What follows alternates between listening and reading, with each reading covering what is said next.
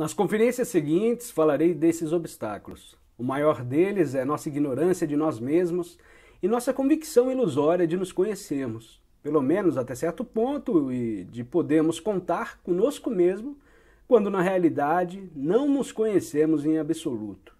E de que modo algum podemos contar conosco, nem sequer nas menores coisas. Devemos compreender agora que psicologia significa verdadeiramente o estudo de si. Essa é a segunda definição de psicologia. Não se pode estudar psicologia como se estuda astronomia, quer dizer, fora de si próprio. Ao mesmo tempo, uma pessoa deve estudar-se como estudaria qualquer máquina nova e complicada. É necessário conhecer as peças dessa máquina, suas funções principais, as condições para um trabalho correto, as causas de um trabalho defeituoso e uma porção de outras coisas difíceis de descrever sem uma linguagem especial que, aliás, é indispensável conhecer para ficar em condições de estudar a máquina. A máquina humana tem 7 funções diferentes.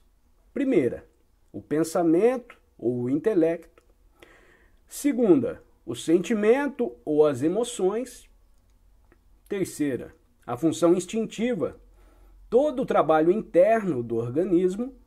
Quarta, a função motora, todo o trabalho externo do organismo, o movimento no espaço e etc. Quinta, o sexo, função dos dois princípios, masculino e feminino, em todas as suas manifestações. Além dessas 5 funções, existem 2 outras para as quais a linguagem corrente não tem nome e que aparece somente nos estados superiores de consciência. Uma, a função emocional superior, que aparece no estado de consciência de si, e outra, a função intelectual superior, que aparece no estado de consciência objetiva. Como não estamos nesses estados de consciência, não podemos estudar essas funções nem experimentá-las. Só conhecemos sua existência de modo indireto por meio daqueles que passaram por essa experiência. Na antiga literatura religiosa e filosófica de diferentes povos, encontram-se múltiplas alusões aos estados superiores de consciência e às funções superiores de consciência. É tanto mais difícil compreender essas alusões porque não fazemos nenhuma distinção entre os estados superiores de consciência.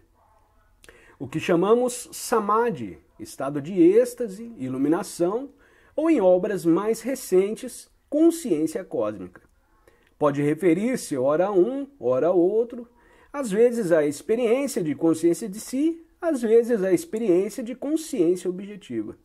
E por mais estranho que possa parecer, temos mais material para avaliar o mais elevado desses estados, a consciência objetiva, do que para aquilatar o estado intermediário, a consciência de si, embora o primeiro só possa ser alcançado depois desse último. Deve o estudo de si começar pelo estudo das 4 primeiras funções: intelectual, emocional, instintiva e motora. A função sexual só pode ser estudada muito mais tarde, depois dessas 4 funções terem sido suficientemente compreendidas.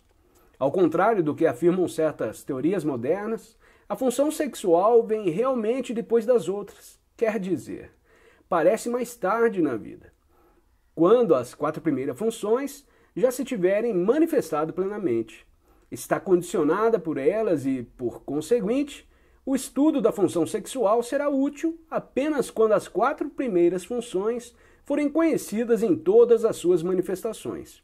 Ao mesmo tempo, é preciso compreender bem que qualquer irregularidade ou anomalia será séria na função sexual, torna impossível o desenvolvimento de si e até o estudo de si.